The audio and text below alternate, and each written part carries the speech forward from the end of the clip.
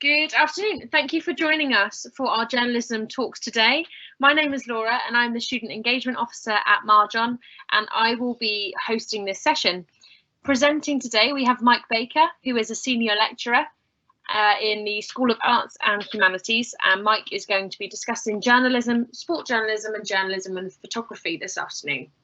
We also have two wonderful student ambassadors, Georgia and Rebecca, with us, who are going to help answer any questions that you have for us. To ask your question, please head over to the question bar, which is now live. This looks like a speech bubble with a question mark in the middle. I'll be asking all the questions to the team at the end of the presentation, so send them in whenever you're ready. But for now, I'm going to pass you over to Mike Baker. Hello, here's me. Okay, so this is very strange. I accept that. This is not how we would normally be doing it. We would normally be in the same room. We'd be looking around our facilities, and it would be a lot less weird than this. So sorry about that. So anyway, look, there's me in the days of having haircuts and shaving. So I've kept that picture there just to remind me what I used to look like. There is two kind of main social media channels. They are both on Twitter and Instagram and TikTok and Facebook. So if you search for either one of those, you'll get through to basically all of us eventually. We kind of use them mainly as kind of student platforms for showing off our work, for staying in touch, and for retweeting stuff that we think is relevant. A lot of the time that's things like job opportunities or work experience. So that's kind of how you get in touch with us, follow us, whatever. I'm gonna kind of, okay, so here's what I'm going to be talking about. I can't see you, you can't see me, so it's all, like I say, very strange. So I'm going to just kind of talk through some of the stuff that I think I would want to know if I was thinking about going to university to do journalism. I'm going to just give you a brief introduction to the three programs, and they are kind of three separate but similar programs. I'll just explain how that all kind of works. I'll sort of show you our facilities. Obviously, I can't in person.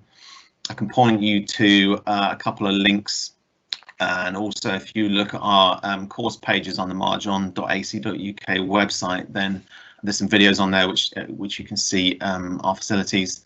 I'm going to then do something I don't normally do, but there's a reason for doing it, which is talk through the specific modules. The reason for that, I'll tell you now, is that we've literally within the past week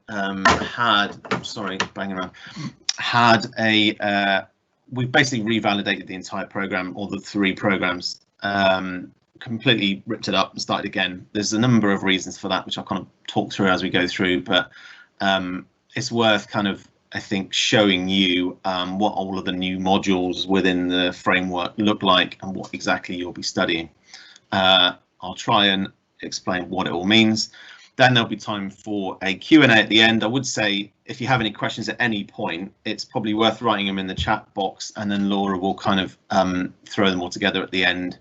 It seems to be the way we're going to do it. So without further ado, so all that to come. But first, I wanted to just kind of talk about journalism, because journalism is one of those words that at the moment is absolutely at the front of everyone's mind in all sorts of ways. Now, you know, from this chap at the top left who did what he did overnight, cleared protesters out of the way, held up a Bible in front of a church. I mean, it is what it is. But you know, under the pretext of constantly talking about fake news, constantly harassing the media, kind of invoking the sorts of tribal language and invective that various dictators have in the past. And you know, journalists are trying to kind of make sense of all this in our world, and it's kind of resonating over here. We're hearing a lot of anti-media sentiment. It's gone from the press to the media, which I think is really interesting. In the olden days, people used to attack the press because they could kind of visualize written, printed media. Whereas nowadays they attack the media, which means basically everything, you know, any form of media, which really kind of destabilizes journalism, I think, which is again, really super interesting.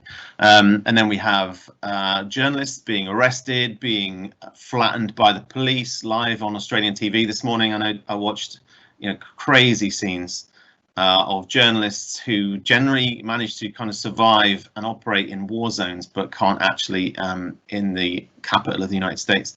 And then the bottom left, we have these things. I don't know if you've seen on social media, things like MEDIASCUM hashtag. It's really troubling for journalists.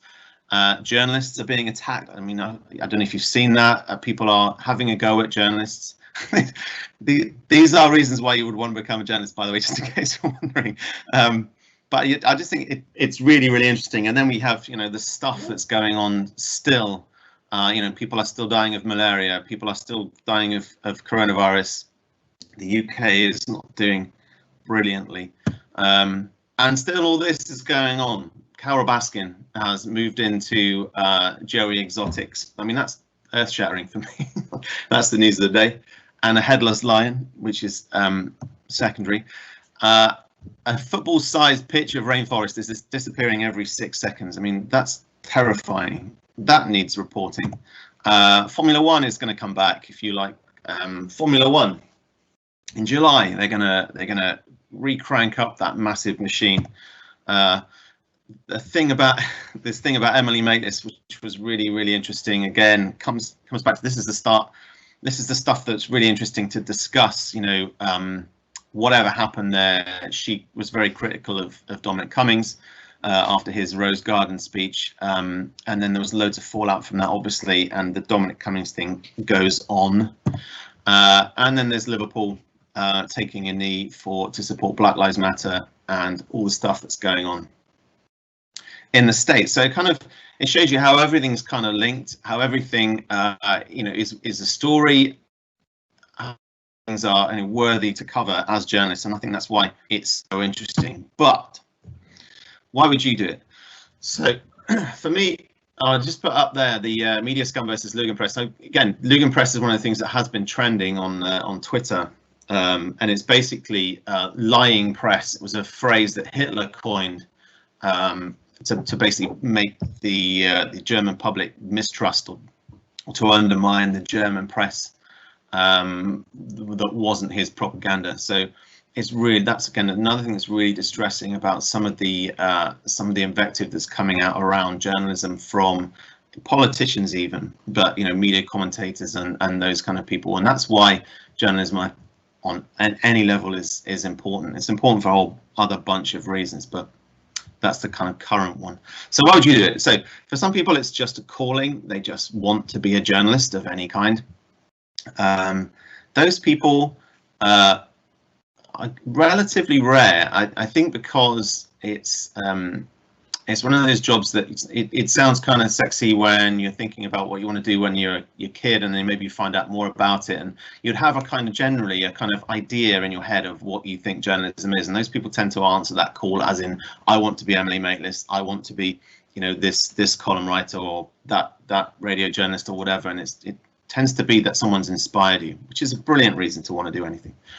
It might be that you love news. I'm a news junkie. It's just kind of it overtakes when I should be doing marking. Quite often I just kind of can't stop myself looking at the news. I mean, for me it was mostly that, but also because I love sport. It might also be because you love photography and want to tell pictures through images. It might just be that you love telling stories, and journalism, essentially, when it all comes down to it, that's all journalism really is. It's a kind of stylized way of telling a story, and the most important part of your story has to come across. People have to understand and believe your story, and that's obviously really, really important for journalism right now. But ultimately, that's what it is. So it's opening a big storybook and telling a story. And some people currently are looking at the abuse of power by governments around the world, and that's a really, really important thing for some people, that they want to get across this idea that you can't push us around and we're going to hold you to account. And for a lot of news journalists, that's a really fundamental part of being a journalist. So I didn't actually introduce myself. So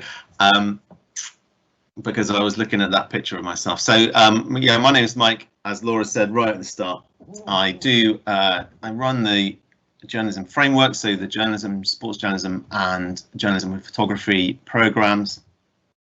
I will explain about those in a moment. I've been a journalist for 20 something years. Not going to think about it too much. I started my career in Plymouth at the Herald, which is our local newspaper. It was a lot more buoyant in those days. It was an evening Herald. It was an evening paper. It was great fun to work on. And then went to spend just over 7 years at the Guardian in London on the sports desk at the start of the 2000s, which was a really cool time for sport. A couple of World Cups of all kinds. Got to cover some really cool stuff. Made some really, I didn't know at the time, but some really good contacts, which have come in super handy throughout my kind of following career, and just had a great time. It was all I ever really wanted to do, was work on the sports desk at the Guardian. And then I did it, and then kind of then was able to move on. And then came back down to Devon, Tavistock, which is where I live now. I worked at the Hour Express in Torquay for a while. It was good fun doing some multimedia stuff. It was kind of early days of newspapers having websites, so that was really cool to get on board with that. Went back to the Herald. You should never do that. Then very briefly, and then I went on to sports edit, as in the edit the sports section of the Western One News and Western Daily Press, which I did alongside working at Marjon. So then I started at Marjon. I couldn't keep all those balls in the air. So I decided to kind of jump into Marjon, and I've kind of been here ever since. I still work at the Guardian, currently being furloughed. So I work at weekends on the sports desk, because that's kind of when sport happens. I went through a phase of reading the news on Radio Devon, which was fun, but the mornings were not fun. So when they stopped calling me back, I didn't pursue it too much, because I quite like my sleep. But anyway, it was really good fun, and it was a really good insight into how the BBC works. I did it for about a year, how the BBC works, how newsreaders work on radio, and it's actually been really useful for teaching at Marjon. So I'm glad I did it. But we move on. So why would you do journalism at Marjon? There are lots of reasons, and I'll try and barrel through these because I've already been 15 minutes. But I think they're all really important, so they're not in any particular order. We do take what we do seriously. We're a small university, as you will know, no doubt, and you know it's not like studying at a big university. I'll absolutely level with you there, and I'm sure Becky and Georgia will tell you at the end. But small does not mean that we don't take this thing seriously. As I say, I'm a journalist. I've been a journalist for a long time. I take the teaching of it very seriously, and so it might, across 3 years, it's quite a journey. But I think that's a really important point. Actually, it's not about going to some highfalutin big university where there'll be lots of other students and a long history of teaching journalism. We have a long history of teaching media. We were one of the first universities in the country to teach media a long time ago. But you know, journalism is still relatively new, I'd say, probably within the past 12 years. But we've turned out some really good journalists in that time. Sorry, bing bong. Okay, so focus on two main elements of journalism. This is a really important point. So the way I see journalism is split into two very distinct but really important parts. In order to do journalism, you have to understand the fundamentals of telling stories and how you actually have to function as a journalist. That is, you know, what's my role here? How do I understand objectivity and all that kind of stuff? What are the ethics? How do I approach the story? Have I told the story to the right people in the right way? That's the kind of the big bit of journalism. But in order to do that, you have to understand the technology effectively, the role of the journalist in using the skills. So we teach you the skills first and foremost up front, which then enable you to be able to do the journalism. Now, without the skills, you can't do the journalism. The skills are useless unless you apply them to journalism, in a sense. So that's a really important distinction to make. You know, it's as much knowing how to do something as why you're doing it. So we spend a lot of time learning skills, technical, practical skills, which are, you know, not journalism, and then we apply those to journalism, the doing of journalism. So it's a really important point to make. I think that those two elements go completely hand in hand, but they're very different in their kind of context. We put into practice what we learn, by which I mean we learn by doing. The only way to learn this stuff. I don't think there's any other way of learning journalism unless you're doing it. It's not. Yes, it's theoretical, and we do look at theory, but this degree is really about practicing the theory and getting better at it by doing more of it. I don't think there's any journalism student or any journalist who wouldn't say that the more you do this, the better you get at it. Each experience kind of informs your next move. I think that's really a long career has taught me that, if nothing else. We'll have freedom of expression and creativity. We're very keen that you pursue your own particular interests and focus. We have students who I would always encourage you to broaden a little, but you know, if you like sport, don't just like football. If you like news, don't just like politics, you know, or concentrate on you know a bigger area. So if you're really interested in environmental journalism or advocacy journalism or music journalism or whatever, we'd always encourage you and kind of push you along certain paths which will allow you to kind of really explore that area of journalism, because again, the worst thing to do would be to pretend that journalism is just a thing. It's actually really hard to kind of define and think in the education of it. You know, it's a million things and it's one thing. So whatever path you want to kind of pursue, we'd always really encourage you to do that. Follow your own path once you know how to read the map. That's copyright Mike Baker, you can have that one. Okay, next.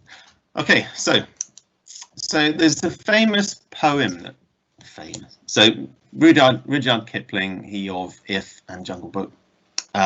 He wrote this poem about 6 honest serving men, and I'm sorry, but he did write men. Those were different days, and they taught him all they knew, and they who, what, why, when, where, and who. But the often forgotten last stanza of the poem, it's a bit like the national anthem that nobody knows the rest of the words, for me is the most kind of important. And he's talking about his daughter.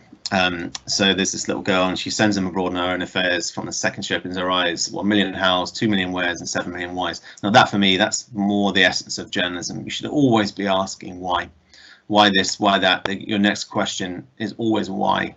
But partially because I think there's a real strength and it's importance attached to curiosity. As a journalist, you have to be asking those questions because you're curious, not because you think it's your job, but because you really want to know.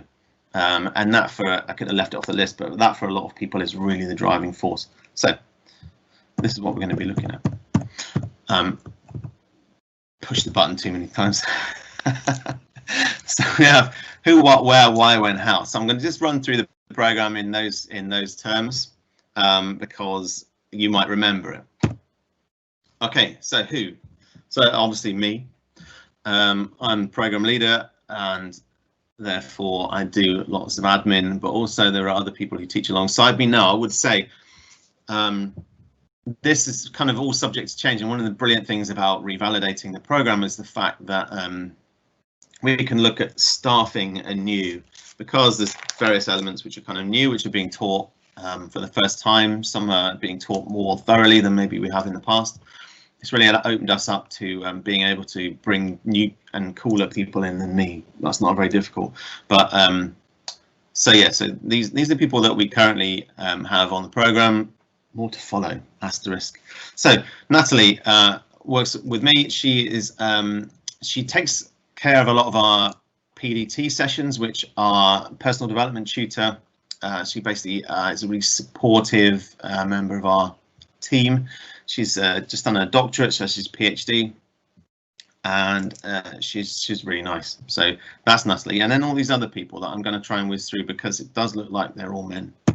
So John Roeder. So John is actually the day commentator, lives in South Devon, is going to be coming on board quite a bit more in terms of teaching sports stuff.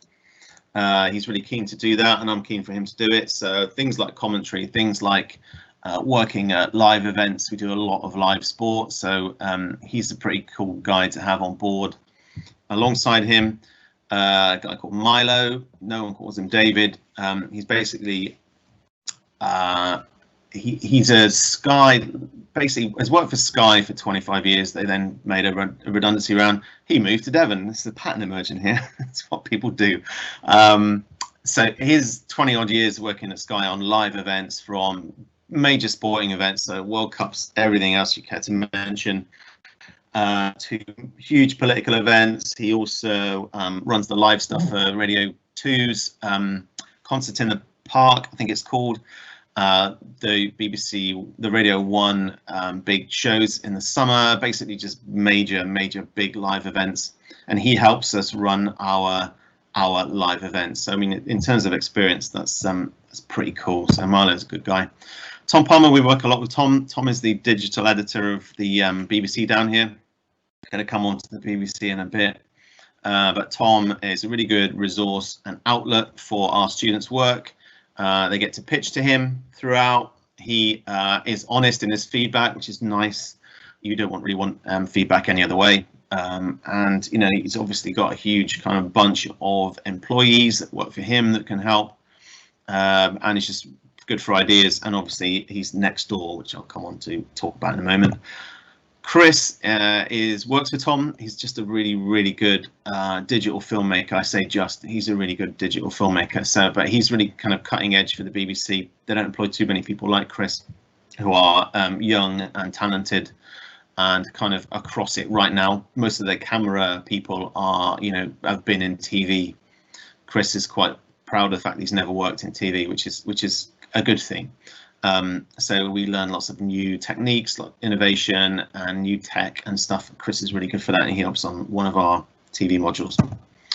Tom takes they are all men at the moment. Sorry about that. Tom works for Plymouth Citizens Advice, excuse me, but also, as you can see from his bio, is a lecturer at Margin. He basically, throughout his career, has worked in PR, and from a kind of early start where he did PR for politicians because he was in London. He then worked on big campaigns for Ministry of Sound, some big record labels, Defected Records.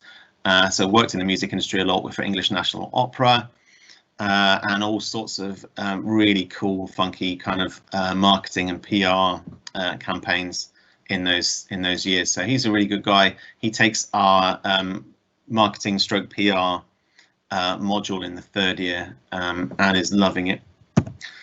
There we go. That's Sam. So Sam is the producer of Sunday Politics show on BBC and Inside Out.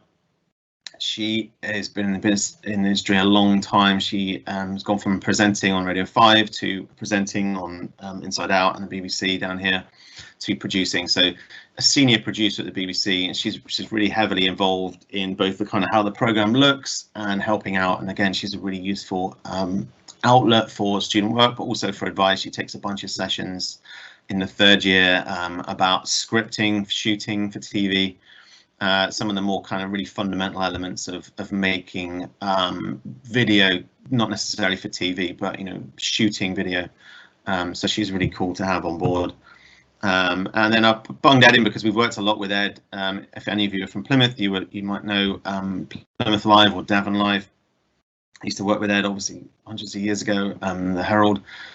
And he's just been really great for our students, offering them platforms for their work, but also offering them jobs. We've currently got 6 former students working for, actually 7, for Devon Live, Cornwall Live, or Plymouth Live, largely as a result of me just, that sounds really conceited, but yeah, you'll ask my opinion of someone, and you know, we tend to kind of find the students who are right, who really want to go and work in this area, and he's been really good about giving them jobs.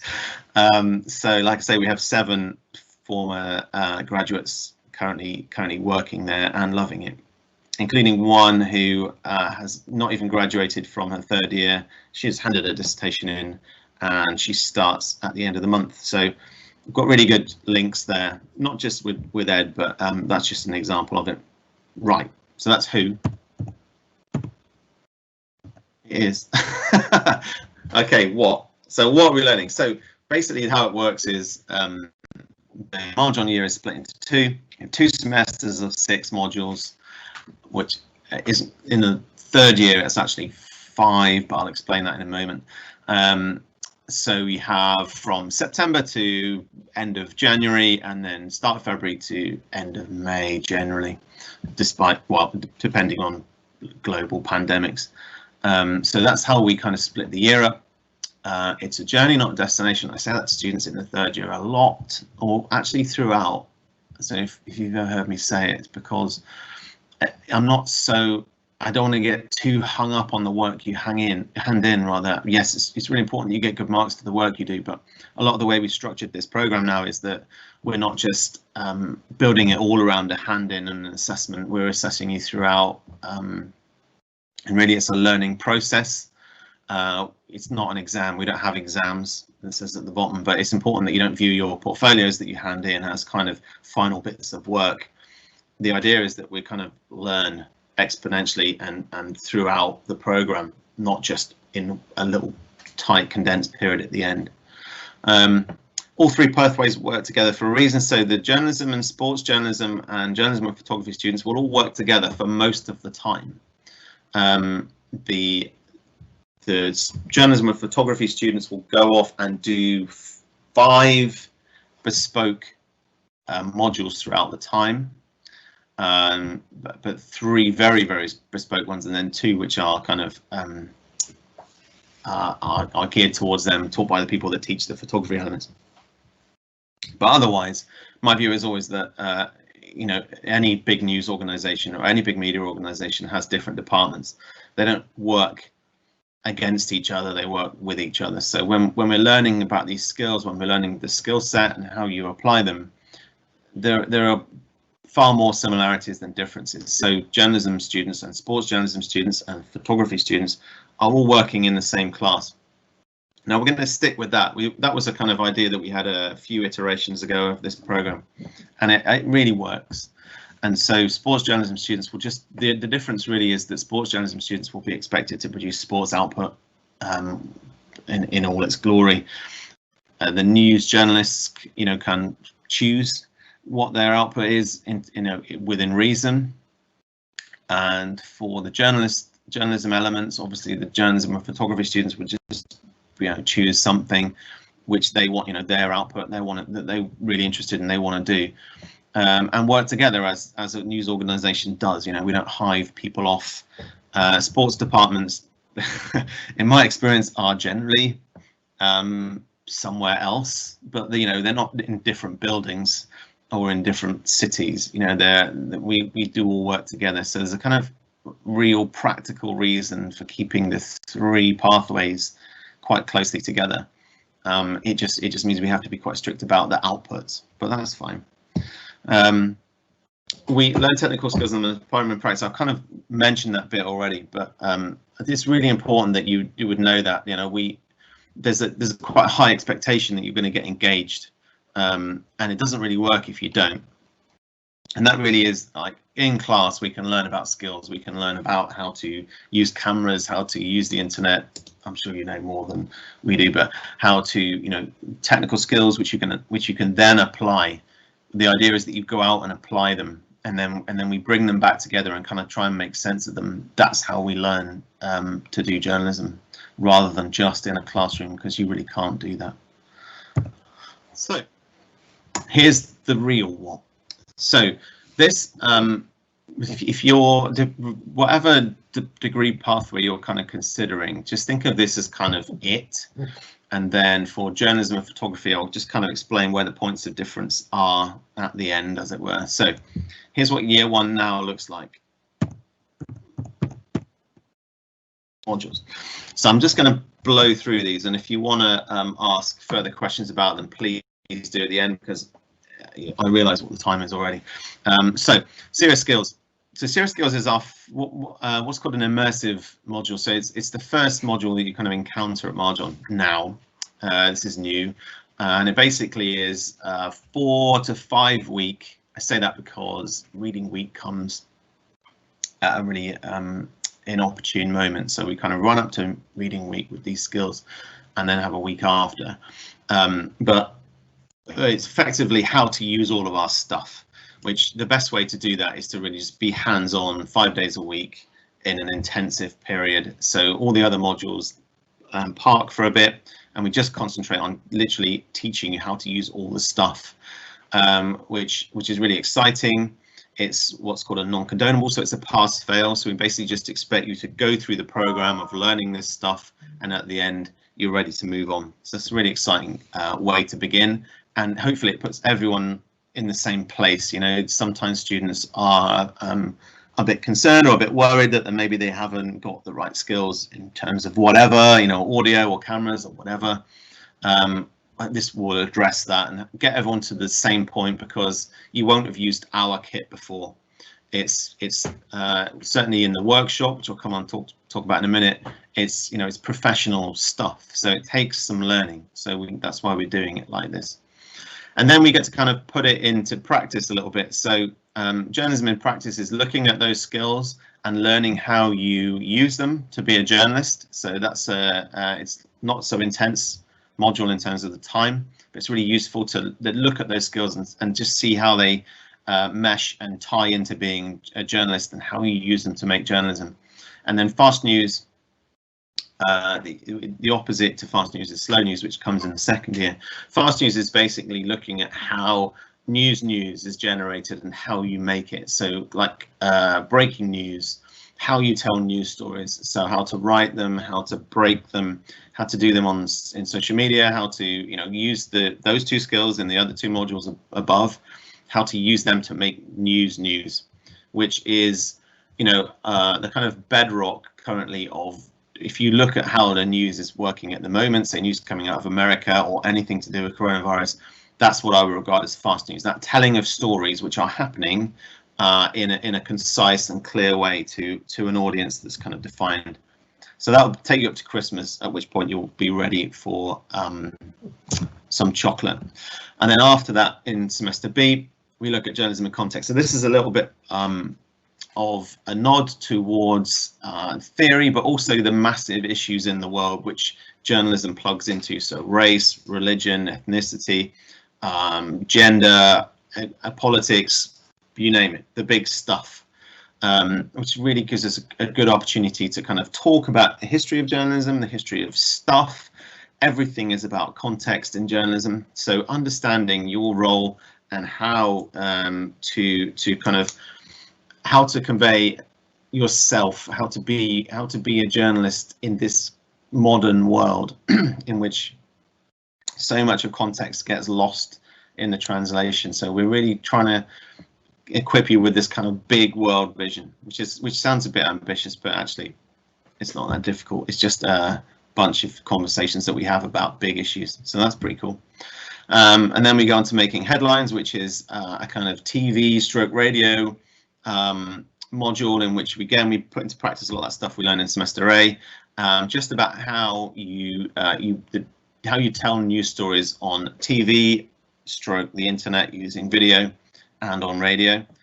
And then the last one is digital storytelling, which is where we look at kind of emerging practice, new ways of telling stories.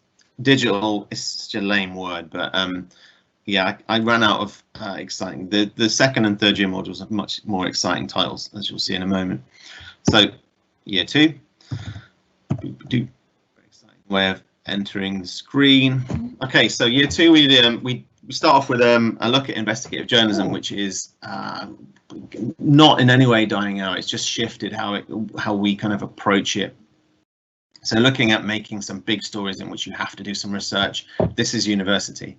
There is a kind of need for our students to understand research and to be able to apply it we do that through the kind of prism of journalism. So we're trying to equip you with really academic, solid research skills, but then we're saying, hey, look, it's not so different to doing research for journalism. So you work on a big project that you investigate and research, and then present as a piece of journalism rather than a piece of academia. Then the hustle, which I seem to think is a terrible disco tune now I come to mention it, but it's too late now, I've called them these things. So the hustle is our work-based learning module, so it's much more exciting than that, but more than that. So we're going to, so this is the module in which you would look to gain the kind of bulk of your work experience, or at least the stuff that we're going to assess or require you to do. Now currently that's 20 days across the year, so the hustle goes from September to May to give you time to get work experience in the right places.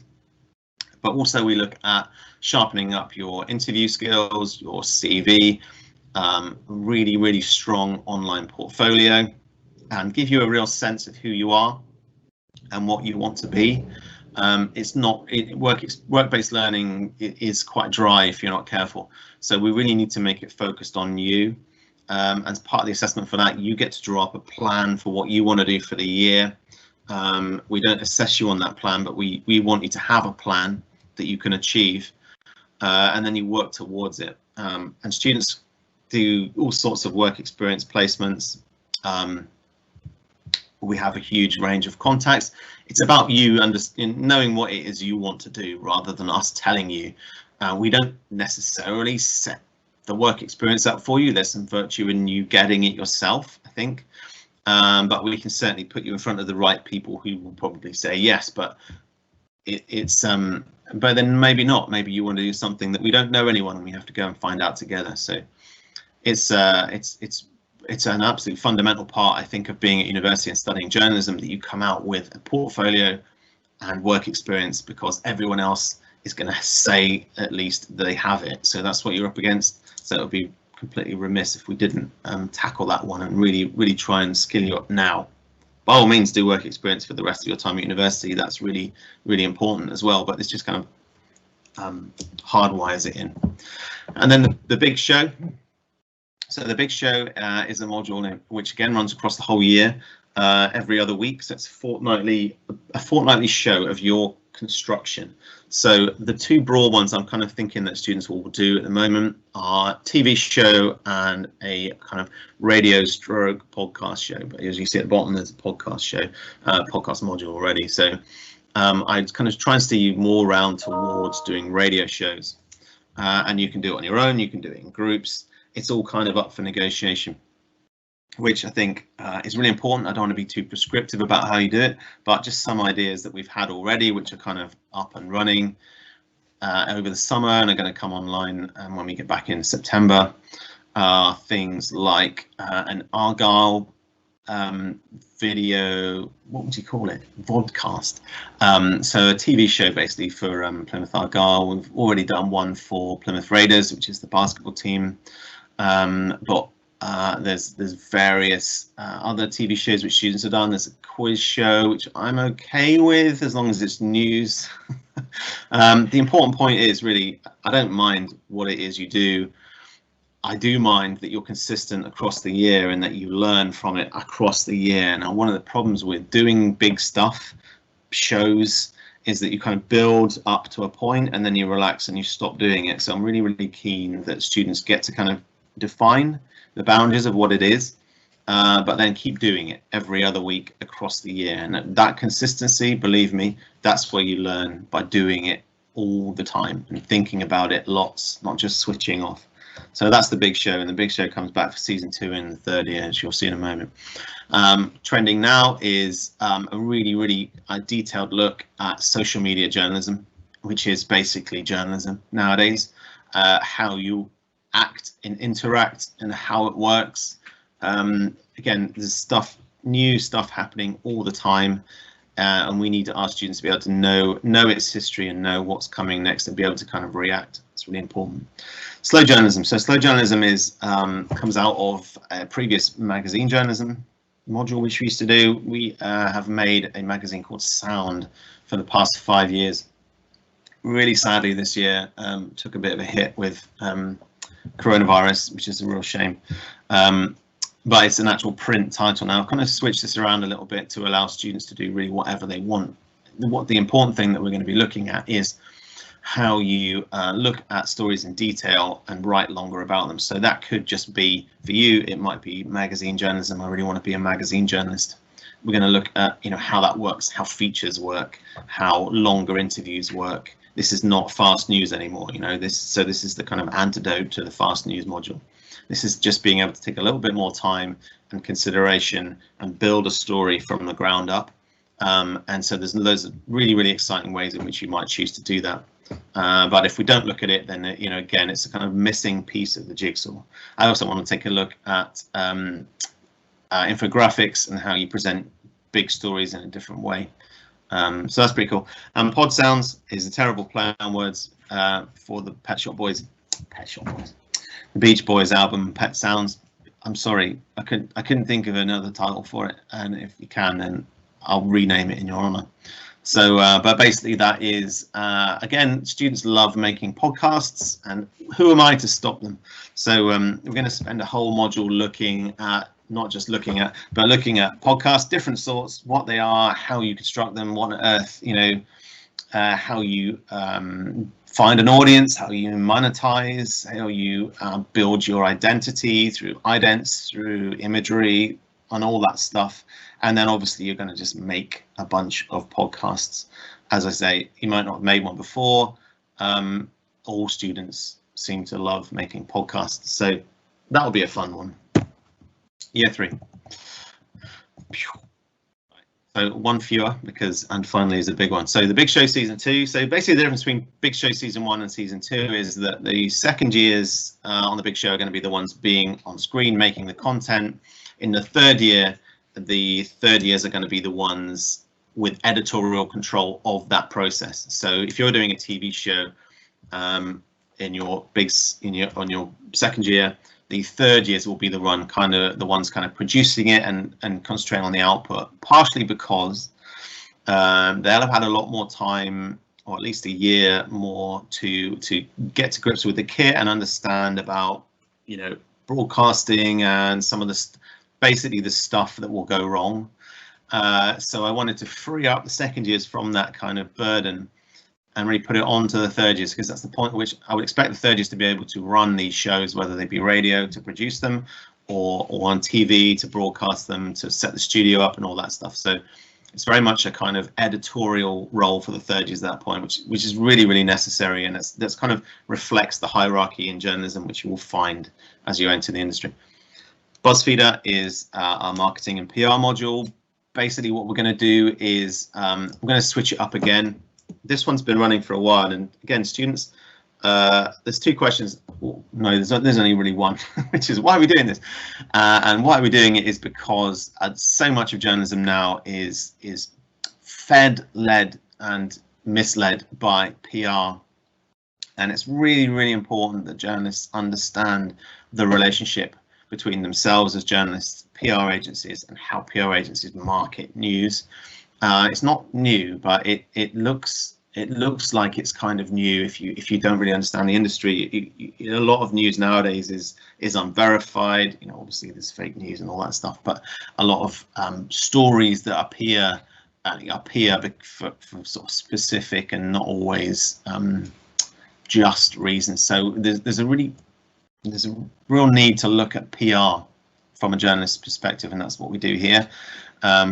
Also, marketing is quite fun, so it allows us to be a bit creative in a way that journalists can't always be. So we look at previous marketing campaigns, see how they work, look at PR campaigns, look a bit at crisis PR, which if you work in number 10 Downing Street would be a useful module for you to take. Crisis PR is really, really interesting. Obviously Tom has had his fair share of crisis PR, certainly working for Citizens Advice at the moment. There's a lot of firefights to be had, and we've got some really exciting ways in which we're going to teach that using our good friends at Derriford Hospital and an idea we've had, which which is really exciting. So we're going to like put students in certain situations and see how they cope in a nice way. Okay, moving on to the winter edition is a magazine module primarily. We will look at how you design a magazine, how you pitch it to an audience, how you look at content for your audience, and then you're going to make one in groups. Students put together a 44-page magazine. Now that's a massive skill set, and this is where the two form and function things come together. There's an awful lot to learn in that, so I've put it in semester A. It used to be in semester B, just because students found it really hard going right at the end of their dissertation. I always told them it's good for you, suck it up, but actually on reflection it doesn't matter when we do it, so we'll do it in semester A to kind of ease the burden out across that final year. But it's a really good calling card. You know, I work really closely with the students on design, so it looks great, and I say in terms of showing stuff to employers, it might not be a magazine that you're going to work on, but people are generally really impressed that you can do something like that. And that's just one module. So that's the winter edition. The newsroom is kind of wrapping everything up into a kind of final Yahoo, where we put all those skills together and occupy a newsroom. And again, it's a little bit like some of the other modules in which this is kind of immersive play almost. We create a newsroom, we work at it for intense periods, so weeks, in which we run a newsroom, and that again just brings together all those skills, but also that sense, you know, the news sense which journalists have, which is I'm not just telling one story. This story needs to have a tomorrow and a day after. And if you'd like to say, if you look at what's happening in America or anything to do with our government currently, you know, it doesn't just news on a Monday and then I'm going to do some more news on Thursday. The news never stops. So we really need to put that in place. And the only way to really do that is to do it intensively in a kind of a real, I'm doing the inverted commas thing that you can't see, a real setting. So that's newsroom. And then finally, is what would normally be your dissertation if you were doing a normal degree. So a big project to end your 3 years with. Now, obviously, it starts in September. You know, if you do it right at the end, like some students tend to do, it generally goes wrong. So basically what we want you to be working on is a big story throughout the year, which you're then going to present journalistically. It's a little bit like that previous module, but this one requires lots of research.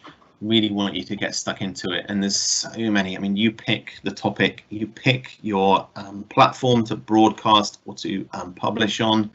It's a big story that you're working on across a year. Now, journalists don't generally get to do that, so you can get really immersive and really get stuck into something that you're really interested in. It could be anything. So, you know, it's a really kind of unburdened, open-ended module, which is cool. So that's that really. So I just need to explain the kind of differences between journalism and photography. So basically in year one, you do two very bespoke journalism with two photography modules. Now I need to say who you're doing those with. So those are all taught by our friends at Photo Now, who we've been working with for a while. If you want to have a look online, Photo Now, it's FOTO Now. They're basically really kind of progressive, but also socially aware, conscious company who do a lot of work in communities with partners, like bespoke bids for work, which they then produce the content for. So you're going to be learning photography in a context, and it's really worth kind of understanding that context. So in the first year, you do two modules, one in A, one in B. Digital photography and social practice. That would be the bit where you get skilled up a little. I guess the implication is that you'll already have some photographic skills, and then they look at how they're going to use photography with you in a kind of socially conscious way, and then that feeds into the second module, which is photography for change, in which you work with a provider or a partner company, I mean an external body, which is where they do a lot of their work, to try and create a campaign and then present that campaign in images, obviously in photography. In year two, journalism and photography students will do their own The Hustle, partially because Photo Now have their wide range of photographic and creative contacts. So you kind of get to do it with them and work on the same stuff. It's the same module, it's just taught by photo now. So in order to build a photographic portfolio to go alongside your journalistic one, and look at, you know, job opportunities and the job market and where your work might be as a journalist who can also do photography. And then in year 3, you build on that earlier photography for change module and look at collaborative methodologies in which you singularly work with a provider or somebody who wants a campaign or has a plan. They put a lot of bids in for funding. So you work really closely with an external provider, and then obviously you would do your own version of and finally so dissertation, which would be photographic based. So I could go in a lot more details. I can send you out details if you want a lot more details of those modules. I'm just incredibly conscious that it's 4:20. So say that. And we'll get till the end. So just zooming through. So where we do this, who, what, why, where. So two campuses, basically the main campus at Marjon, which you'll presumably go around at some point, or there is virtual tours going on all the time. So if you want to see what our campus at Marjon looks like, it looks like you will see this. So we have teaching rooms, lots of Macs, and lots of equipment. That's where our equipment is currently based, and edit suites, and so on and so forth at Marjon itself. And then we have this place called the workshop. So one of those hashtags at the start is the workshop. One of those Twitter addresses is Marjon Workshop, rather. So it's at the BBC site. It's in Seymour Road. If you Google Earth, you'll see it. It's right, literally next door. It used to be the BBC studios. We requisitioned it a couple of years ago now, but it's taken a while. Basically spent last summer installing loads of very expensive industry standard kit. So just so you can see, the top right there is that's our production gallery for TV. So all those little mini screens are the cameras and various sources that we can call in.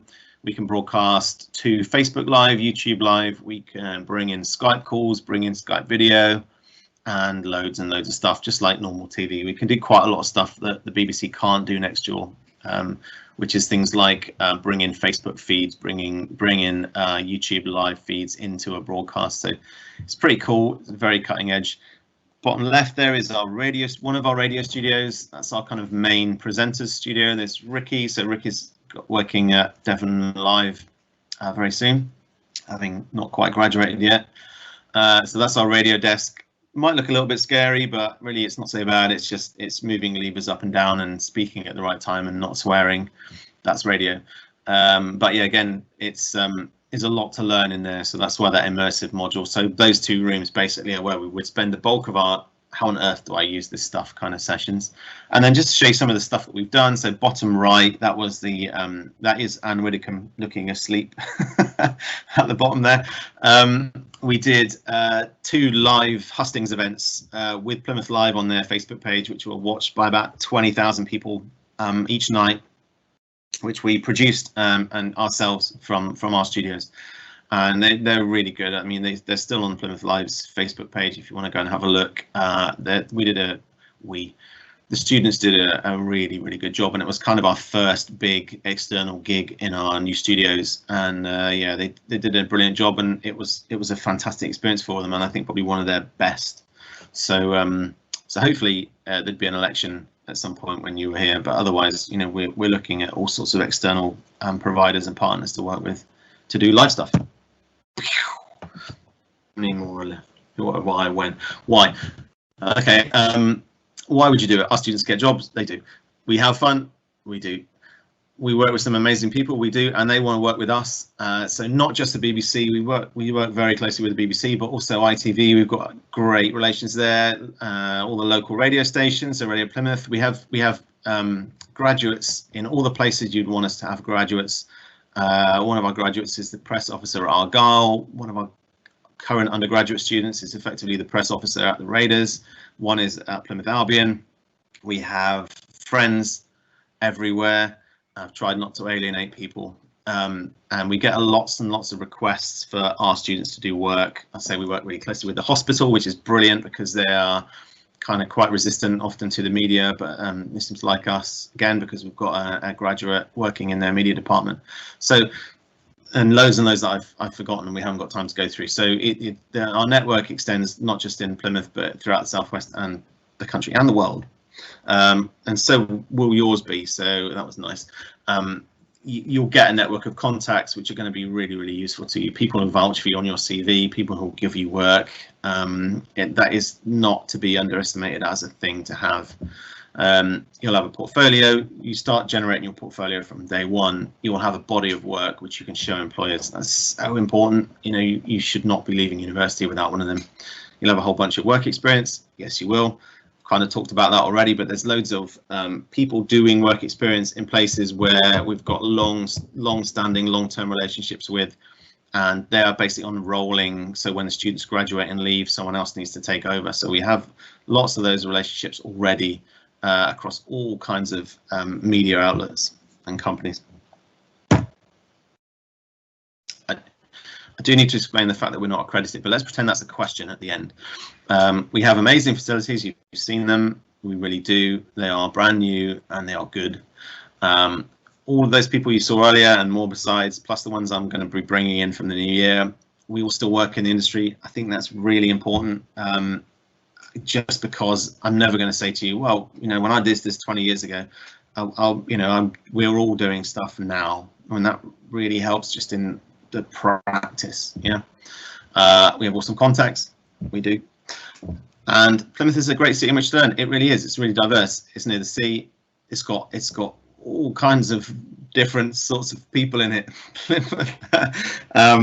And outlets for our work, and that's really useful. It's quite a vibrant city once you dig beneath the surface, and a big student body, so there's always stuff to do. That's why you should do it. Okay, when there's Baby Yoda. I don't know what to put for this one because obviously that's a vexed question at the moment. So as our VC just tweeted earlier, we're still planning to start in September. We are going to start in September. I think we'll probably be phasing in small talk sessions with online teaching and, you know, various ways of supporting our students. I think, for what it's worth, this would be the year I would be wanting to go to university for a number of reasons. The two most important ones are universities will be massively grateful. I don't mean that in a kind of sycophantic way, but actually you'll feel that gratitude, I would suggest, across your 3 years. But because the danger is that a lot of universities rather, will be a bit light on students. And so I wouldn't necessarily put it off. Partially, and a result of that gratitude will be that universities will be bending over backwards to make your experience as good as, if not better than anyone else's. And that's a really important point to remember, especially somewhere like Marjon.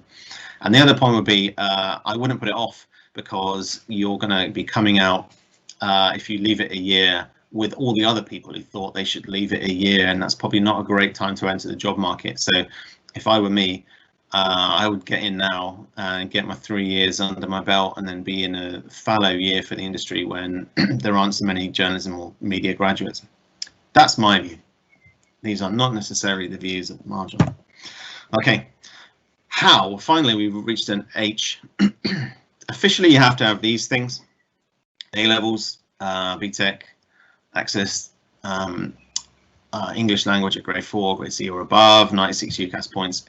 If unofficially, we interview all of our candidates. I interview all of our candidates as they come in. We went through a stage of not doing that. It wasn't great. So we'll get a feel for whether you're right or not. And I mean you and me. I think that's really important that you know, we start off on the right foot. We need people to be enthusiastic and to be engaged. That's the only way it really works. And, you know, Marjon having small class sizes anyway, you know, we don't need 100 students to fill our courses, or we get, you know, we get told off. It doesn't work like that. So it's much better to be in that environment where everyone is switched on and everyone's plugged in and everyone really wants to do it. So we kind of, yeah, it's important that you get your A-levels and it's important that you get your grades for sure. But it's far more important to me that you really want to do this and that I can see you benefiting from it. And I think that's it. It is. Fabulous. Are you there, Laura? Thank you, Mike. You've got me thinking, maybe I've studied the wrong course. I'm so engaged in yours now. Can I go back to myself? It's never too late. I am going to just fly over to the question box. We do have some in here. Georgia, I'm going to come to you first, if that's all right. We have a question here from Ria. And Ria says, I'm very new to deciding that I want to do a journalism course next year. Due to our current situations, work experience is very hard to find right now, and I'm a bit too late to apply for places such as the BBC.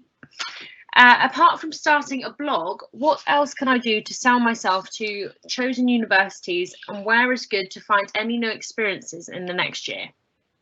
So when I started university, I had basically no work experience in the journalistic field. I had a week at my local radio station.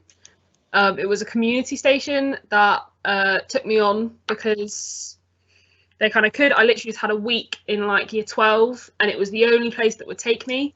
So I'd look at smaller journalistic outlets because they're more willing to kind of teach you, I found.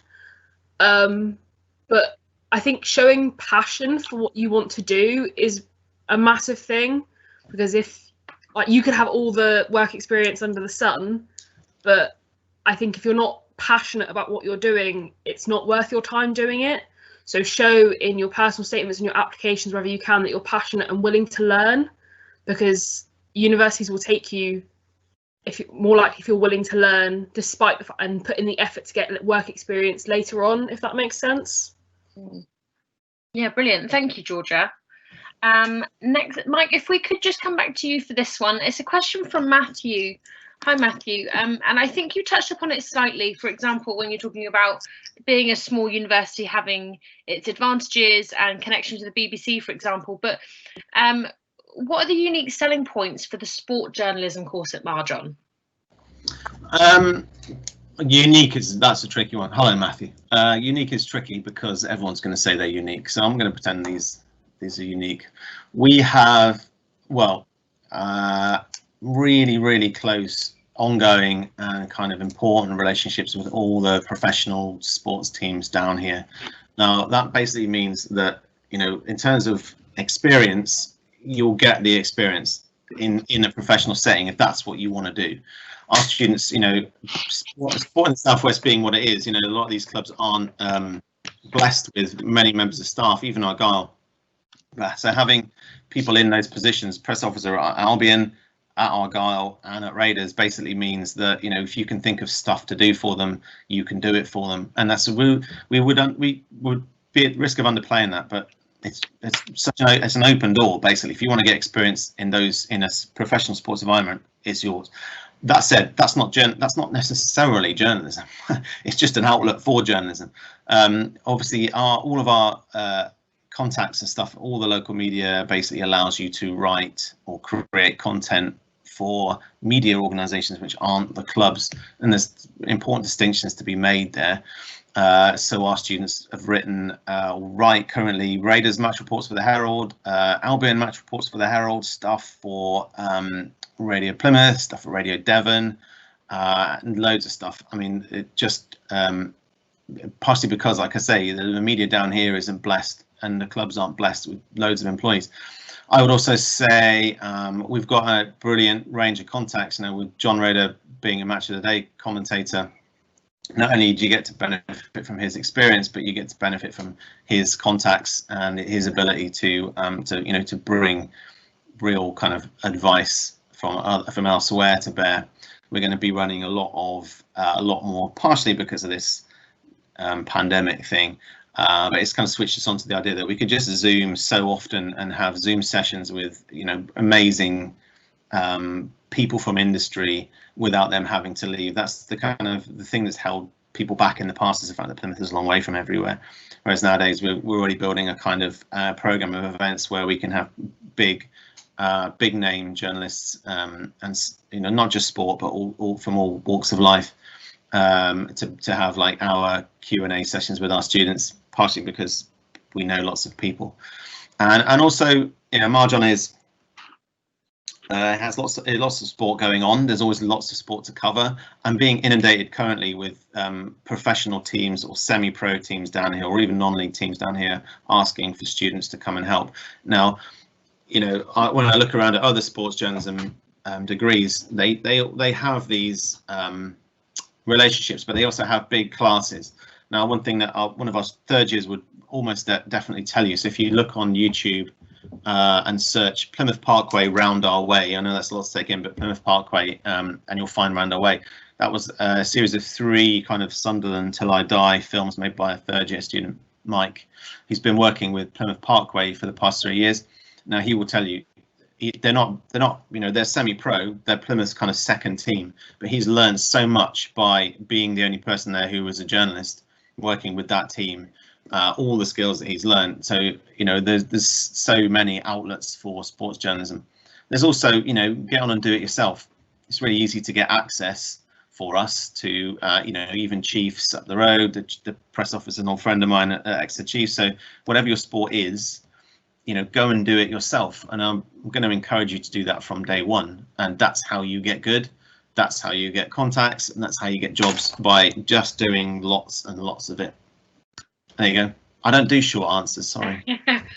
We've learnt. Thank you. Rebecca, if we could just jump over to you. I was just curious as to why you chose Marjon. Why did you choose to study journalism with us? So when I came to Marjon, I'm going to my 3rd year now, so I first came in 2018. It was just, we learnt about how we're going to newly do the BBC, and that was kind of a really big thing that stood out to me, because nowhere else has that in the UK. And it's really kind of more of a community feel rather than other unis, like because of the small class sizes, you have a lot more one-on-one time with people and kind of make a lot more connections, and you know everyone in your course, rather than say if you went somewhere, I don't know, like in Manchester, it would be huge and you wouldn't really know everyone. And I think it's better because you make actual connections with people, so you know, oh, this person's really good with kind of in radio, and so you can go to them to get help with that and things like that. And in later life, like, we'll have networks, which I think is a lot better as well. Yeah. Brilliant, thank you. I'm just going to refresh the question bar quickly. I'm just conscious of time, but I do believe we do have just one more. I mean, for my own personal curiosity, to be perfectly honest, is you obviously, so Mike touched upon some very key themes that are going on in the world right now. And Georgia, I don't know if you'd be able to help answer. Do you have many opportunities within your course, and whether it's within your course or speaking to the wider student population, but do you have much opportunity to talk about those themes and maybe even debate some of those themes? For me, definitely. I know that I've had conversations about it with people who I know on my course who are in my year. We talk about things quite a lot because we're so interested, although we all have our own specialisms, we're generally all interested in everything. So we have these discussions, and discussions about what would be seen as difficult topics are also quite welcome at Marjon, because Marjon accepts you for like who you are. You are an individual to them. You're not just a number and like £9,250 that they can put away and put into something. You are a student that they want to help learn and thrive and go on to have success in the field of your choice. So there are always places to have conversations that you need to have a conversation about, whether it's what's going on in the world or something personal. Mm-hmm. That's great, thank you. Thanks, George. Okay, I'm just having a quick another look at the question bar, see if anything else is coming through. Give it a couple of seconds. Mike, if you wouldn't mind just popping to your last screen there, then you, whoever's, so we've got Matthew and Ria, so you can see what's coming up for the next few weeks. No. Thank Mom, you. okay. Brilliant. There we are. So that's the other live talks that you may be interested in for the coming weeks. But I would just like to say thank you once again for choosing to join us this afternoon. If you do have more questions, please do get in touch with us at visitus@marjon.ac.uk. I will just pop that in the same question bar in a second so you can see that as well. However, in the meantime, please stay in touch and importantly, please stay safe.